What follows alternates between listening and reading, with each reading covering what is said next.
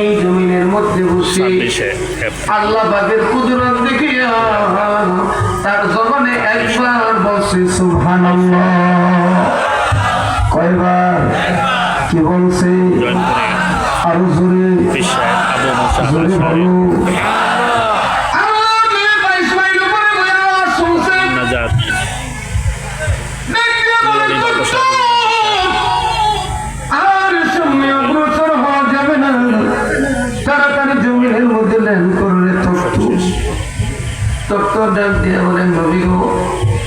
এখনো এয়ারপোর্টে আসি নেই, জামালে মোকাব্বারে আসি নেই, কেন গো পথিমধ্যে জমিনের মধ্যে ল্যান্ড করবো?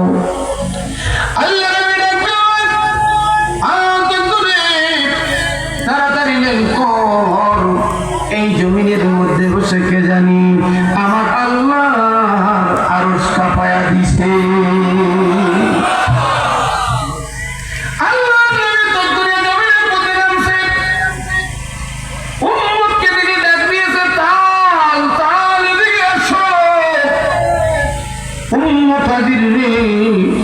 জিজ্ঞাসা করে উম্মত এই মাত্র তোর জবানে কি বলেছ? উম্মত ভয়ে থরথর করে কাঁপে আর ডাক দেয়া বলে, নবী গো আমি জানি আপনি শুধু নবী না, বিনাল কাপে ইলাল কাপ, সূর্য উদয় থেকে অস্ত পর্যন্ত বাদশাহী করেন। আপনি পৃথিবীর এমন বাদশা আপনার অনুগত। নবী গো আমি আল্লাহ পাকের কুদরত দেখে আমার জবানে আমি একবার বলছি সুবহানাল্লাহ।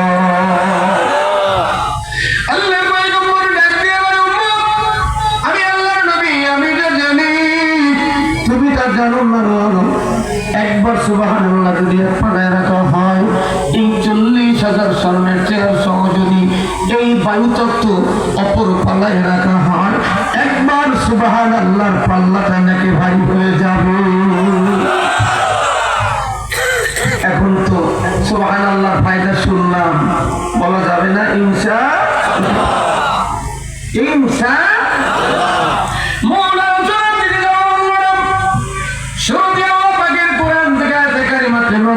আল্লাহ পাক বলে, ইয়া আইয়ুহাল্লাযীনা আমানুত্তাকুল্লাহ, ও ঈমানদাররা আমি আল্লাহর ভয় করো, ওয়াকুনু মা'আস সাদিকিন।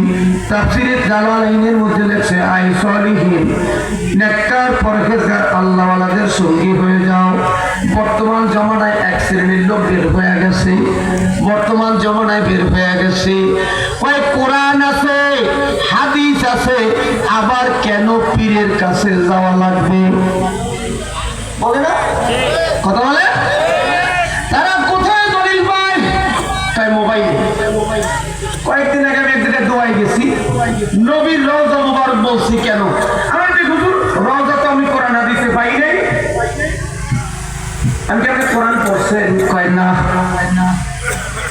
বুঝলেন কথা বলতে? আমার কইতেছি কি তাহলে আমি রওজা মুবারক কোরআন হাদিসে পাই নাই। যখন জিজ্ঞেস আপনি কি কোরআন পড়ছেন? কয় না। তাহলে পাইবেন কেমনি? তাহলে গুগলে সার্চ দেন, গুগলে সার্চ থেকে আমার আমি করে আম্মু বিশ্ব নবীর মাতৃভাষা আরবি, মায়ের পেট থেকে পড়ি আরবিতে কথা বলা শিখছে নবী।